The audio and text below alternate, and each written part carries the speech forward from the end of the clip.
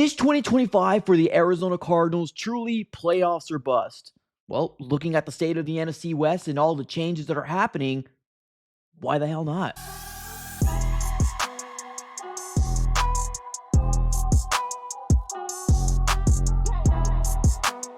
What's going on, everybody? Welcome back into another video. Definitely do me a huge favor, smack up that like button and subscribe for more Arizona Cardinals content. On this channel, we're covering the Arizona Cardinals news, breaking news, conversational pieces, everything surrounding your favorite team. So subscribe it up. It's absolutely for free. Now, we did make a slight adjustment to the channel. We've been uploading a lot more short form content. Let me know how you guys feel about that here in the comments below. I absolutely appreciate you guys for tuning in. It's been absolutely amazing in terms of viewage. So it seems like you guys like it, but let me know here in the comments if you do like it. We'll continue rocking with that here in the 2025 season. All right, everybody, let's go and dive right into it. Let's talk about, is 2025 truly a playoffs or bust type of year for the Arizona Cardinals? Now, for the Cardinal fans out here that have been Cardinals fans since before they moved to Arizona or just after they've been to Arizona, I salute you, because I know there's a lot of hard times being an Arizona Cardinal fan. Seems like we're good for 2 years and we rebuild for 3 or 4 or 5 years. So this year right now in 2025, it does feel like the Cardinals are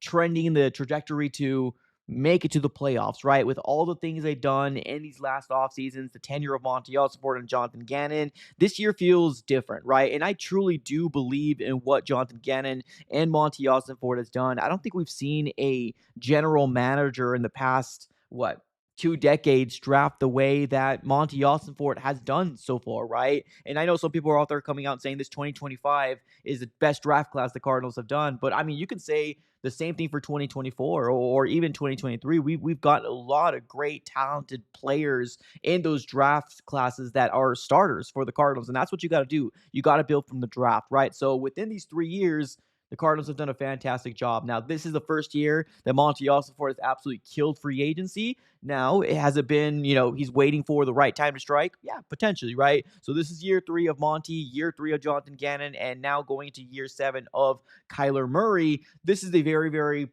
good talking point to start off and talking about, is this playoffs or bust for the Cardinals? Now, I truly do believe this is a playoff year or a playoff or bust for the Arizona Cardinals. I truly do. Now, Kyler Murray right now, we're going to get to him a little later on, but this organization has been trending in the trends of, this is the year. This is the year you got to take that next step, right? Now, obviously, in year 1 of Jonathan Gannon, what's it, 4 wins, now double the total to 8 wins. The next step here is double digits or even a playoff win. Like, we got to get over the hump. Under the tenure here of Kyler Murray, we have been to the playoffs once, and we did not do good in that playoff game. Now, that's not all on Kyler Murray. The full blame is not put on his shoulders. Now, after we got blown out after that debacle wild card year, there was a lot of internal turmoil that ended up happening, right?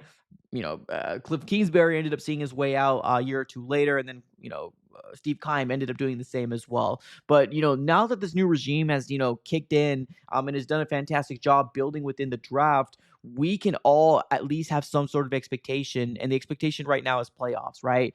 Now let's take a look at the entirety of the NFC West right now. There's been a lot of changes within the NFC West alone, right? Let's talk about the Seattle Seahawks, right? They moved off of Geno Smith, which I haven't been a big advocate of Geno Smith myself, but I'm going to be real with you. He actually done a pretty fantastic job for keeping that Seattle Seahawks team that had no they shouldn't be anywhere in the playoff hunt, and he kept them in that level, right? Now the Seahawks made an absolute turn and going over to Sam Darnold. Let's see what exactly he does. I know he revived his career with the Vikings, but the Vikings and the Seahawks are going to be completely different situations. We'll have to kind of wait and see how that shakes out. But not just that, Sam Darnold also lost 2 really good, dependable wide receivers in Tyler Lockett as well as DK Metcalf. So there's a big turnover when it comes down to the offensive side of the ball. Now, yes, they got Jackson Smith and Jigba over there, and they brought in Cooper Kupp. But the biggest question about Cooper Kupp is, we know he can do it, but can he stay healthy, right? Can he stay healthy for a long period of time to have a big impact? He can start off really, really good in 2025, but can he stay healthy for the year? We don't know as of right now. So there's a lot of question marks amongst the Seattle Seahawks. I think their defense is really, really solid right now. And, they've given us a lot of flack the last several years, especially that defensive side of the ball. But their offense, there's a lot of question marks amongst the Seattle Seahawks. Now, the 49ers, they've been through so much changes, primarily on the defensive side of the ball. They lost a lot of players. They weren't able to retain some, and they got some question marks around Brock Purdy, right? They ended up drafting a late round quarterback. Now, is that going to be another Brock Purdy saga slash story? Are they going to do the same thing with Rourke that they did to Purdy? We don't know what the 49ers are going to do, right? But at the end of the day, if they do pay Brock Purdy, which seems that that's going to be what they're going to do, that's going to hurt their building of bringing in pieces to help him succeed, right? So you got question marks amongst the 49ers, losing a lot of players, and then potentially paying Brock Purdy, but they also did lose Deebo Samuel as well. And then, of course, you got the Rams, which right now I think most people have the Rams as a favorite to win the NFC West, but I don't think it's going to be by a huge margin. Now, I still do think that Matthew Stafford, although getting up there in age, probably is the best quarterback in the NFC West right now. And I do believe they are the favorites for a clear-cut reason as to, hey, whenever you have Sean McVay as your head coach, you're probably going to always be in some sort of contention, right? So this is going to be a very, very interesting way to approach this 2025 season, because it almost kind of feels like the wild card is what you're going to have to go for. But I truly am one of those guys that you can have a very solid argument to say that the Cardinals are probably the most improved team in the NFC West from the 2024 season to the 2025 season, primarily that defensive side of the ball, because that was our Achilles heel. We didn't have a defense. We weren't able to get to the quarterback. And now that we've gone through an absolute overhaul, primarily on that defensive line, and get some really good pieces on the secondary as well, the Cardinals can really, really make a push, especially if the Cardinals offense can finally get it together and actually score, 20, 25 points a game. Our defense can hopefully, start getting to the quarterback and actually have some really big impactful plays moving forward. So a lot of turnover amongst the NFC West that is happening, this offseason. And I think the Arizona Cardinals are probably one of the most improved teams in the NFC West. I think there is going to be a decline within the 49ers. Now, obviously, on paper, it kind of seems like they're going to have a decline.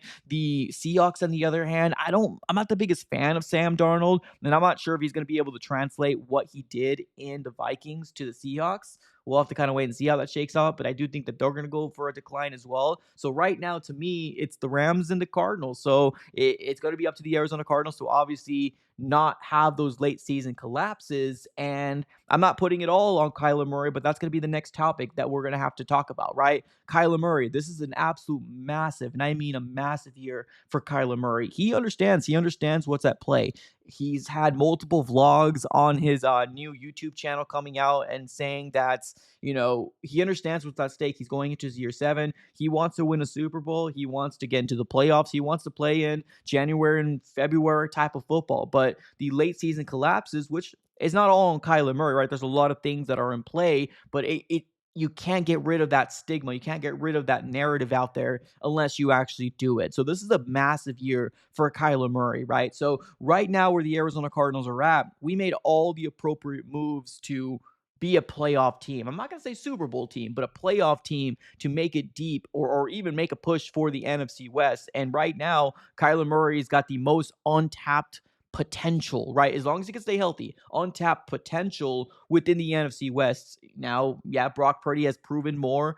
You also have Stafford that's obviously proven more. He's got a Super Bowl under his belt as well. And then you got, some flashes here and there of Sam Darnold, but untapped potential. I think I would take Kyler Murray over any of those guys, but he's got to be able to A, run the ball more, B, not take, unnecessary sacks, and know to kind of throw the ball away as well. There is a lot of miscommunication between Kyler and Marvin Harrison Jr. Now, I do truly believe that it's the fault of everybody on the offensive side of the ball.